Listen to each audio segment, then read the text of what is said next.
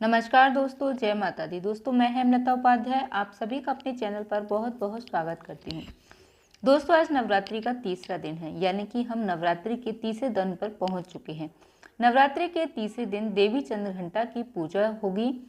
देवी चंद्रघंटा की पूजा करने से भक्त के अंदर साहस आता है, हिम्मत आती है, परेशानियों से लड़ने की क्षमता आती है। नवरात्रि के तीसरे दिन की देवी का महात्म बहुत बड़ा होता है। शास्त्रों में कहा गया है कि जब देवताओं में बहुत अश्रों को लेकर हाहाकार मच गया था, चारों तरफ राक्षसों का शासन था, यहाँ तक कि इंद्र आदि को अपने पद से हटाकर राक्षसों ने हर तरफ स्वर्ग में भी अपना अधिकार कर लिया था। अब देवता बेचारे करें भी तो क्या करें। परेशान होकर वे ब्रह्मा विष्णु महेश के पास गए। अब ब्रह्मा विष्णु महेश को बहुत क्रोध आया देवताओं की दुर्दशा को देखकर, और उनके क्रोध से उनके मुंह से एक ज्वाला निकली। उसी ज्वाला का नाम देवी चंद्रघंटा रखा है। उसी देवी का नाम देवी चंद्रघंटा है। तो देवी चंद्रघंटा की पूजा में कुछ विशेष सावधानियां भी बरतनी होती हैं, कुछ विशेष नियम का भी पालन करना होता है, जिससे कि आप लोग जरूर कीजिएगा। देवी चंद्रघंटा की पूजा में कुछ विशेष भोग भी लगाया जाता है। वो क्या भोग लगाना है वो भी मैं आपको बताऊंगी, और कुछ विशेष उपाय भी करेंगे। जैसा कि आप जानते हैं कि देवी की यह शक्ति परम कल्याणकारी है। नवरात्रि के 9 दिनों में देवी के हर स्वरूप की पूजा होती है। करना क्या है दोस्तों, सुबह सबसे पहले आपको जल्दी जागना है। देखिए दोस्तों, जल्दी जागने के लिए मैं इसलिए कहती हूँ, जब भी आप ये चीज़ आपने भी अनुभव की होगी, जब हम जल्दी जाग जाते हैं, यानी कि ब्रह्म मुहूर्त में जब हमारी नींद खुलती है, तो फिर हमें आलस नहीं आता है, बिल्कुल भी आलस नहीं आता है, और शरीर में एक स्फूर्ति बनी रहती है। इसलिए सुबह जल्दी उठना बहुत ही ज़्यादा ज़रूरी होता है। और उससे भी बड़ी बात दोस्तों कि नवरात्रि में जो देवी की हम पूजा करते हैं, आराधना करते हैं, उसके लिए एकांत जो समय होता है और जो सबसे उत्तम समय होता है वह ब्रह्म मुहूर्त का होता है। तो कोशिश कीजिएगा, प्रयास कीजिएगा कि आप सुबह जल्दी जागने का एक विधि विधान से पहले पूरी तरह से जो आपका मंदिर है या जहां आप चौकी लगाएं वहां थोड़ा साफ सफाई कर लीजिएगा। साफ सफाई करने के बाद आप देवी के लिए एक बढ़िया सा अपना जो भोग वगैरह है वह तैयार कर लीजिएगा, बना लीजिएगा। आज क्या तैयार करना है आपको भोग में, आज दूध का भोग लगा सकते हैं, गाय के दूध से बनी हुई मिठाई का भोग लगा सकते हैं, या फिर जो केसर वगैरह डालकर खीर बनती है आप उसका भी भोग लगा सकते हैं। यानी कि कुल मिलाकर के आपको दूध से बनी, गाय के दूध से बनी चीज़ का भोग लगाना है। अगली चीज़ दोस्तों कि आज आपको देवी को कौन सा फूल चढ़ाना है। तो आज कि देवी को फूल में आप लाल फूल और सफ़ेद फूल, लाल और सफ़ेद फूल अगर देवी को आप चढ़ाते हैं तो विशेष उनकी कृपा मिलती है। और रही बात रंग की, तो देखिए बहुत कन्फ्यूज़न होती है कि देवी की पूजा में 9 दिन कौन से रंग पहने।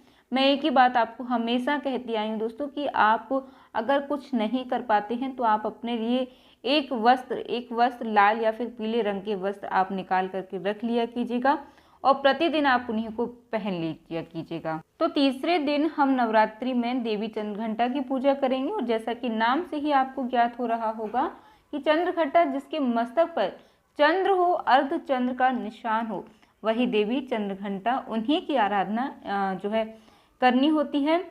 और आराधना करने से बच्चों के अंदर जो चंचलता है वो कम होती है, उनके बौद्धिक विकास में मदद मिलती है इस देवी की आराधना करने से।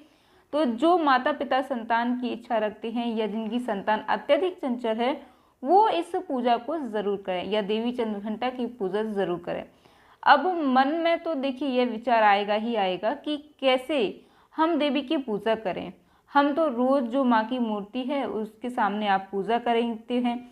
तो देखिए यह बातें मैं फिर से आपको दोहरा रही हूँ कि आपको देवी के स्वरूप का ध्यान करते हुए उनकी पूजा करना है। सर्वप्रथम आपको अपने आसन पर बैठ जाना है, उसके बाद आपको देवी का ध्यान करना है। देवी का इस प्रकार से ध्यान कीजिएगा कि देवी का जो स्वरूप है वह आपकी आंखों के सामने दिखाई दे। इस प्रकार से आप देवी का ध्यान कीजिएगा, उसके बाद अपनी पूजा प्रारंभ कीजिएगा। अब अगली चीज है दोस्तों कि आज आपको कौन से मंत्र का उच्चारण करना है। तो आज आप जो है ओम देवी चंद्रघंटाय नमः इस मंत्र का जाप कर सकते हैं। या फिर दोस्तों आप जो है प्रतिदिन जिस किसी भी मंत्र का जप करते हैं आप उसको भी जप कर सकते हैं। देखिए दोस्तों, ध्यान रखने योग्य बात यह है कि आप देवी के चाहे जिस किसी भी मंत्र का जप करें, ध्यान आपका देवी में समर्पित होना चाहिए। पूरे मन से, लगन से, कर्म से देवी की तरफ समर्पित हो जाइएगा। तो ये सारे कार्य आप कर लीजिएगा। चलिए दोस्तों, अब हम जानते हैं कि आज का विशेष उपाय आपको क्या करना है। तो देखिए दोस्तों, आज सुबह से लेकर शाम तक आज दो देवियों की पूजा है, तो दोनों एक साथ कर लीजिएगा। सुबह से लेकर शाम तक किसी भी समय आप एक काम करिएगा, एक पान का ताज़ा पत्ता लाइए। ताज़ा पत्ता आपको लेकर आना है। देखिए, शायद मैं यह उपाय आपको बता भी चुकी हूँ, फिर भी मेरा काम है आपको बताना। अब मैं आज फिर से आपको बताती हूँ। आज तीसरे दिन बहुत पावरफुल होता है यह उपाय दोस्तों, तो तीसरे दिन मैं आपको बता रही हूँ। एक पान का पत्ता आपको लेना है। उस पान के पत्ते पर आपको 2 बतासे, 2 लौंग और 2 इलायची रख लीजिएगा, और एक जो गुलाब का फूल होता है वह रख दीजिएगा। वो रख करके देवी को समर्पित कीजिएगा। देवी दुर्गा को आप चढ़ाइएगा। उसके बाद ऐसा होगा कि आपका शुक्र मजबूत होगा।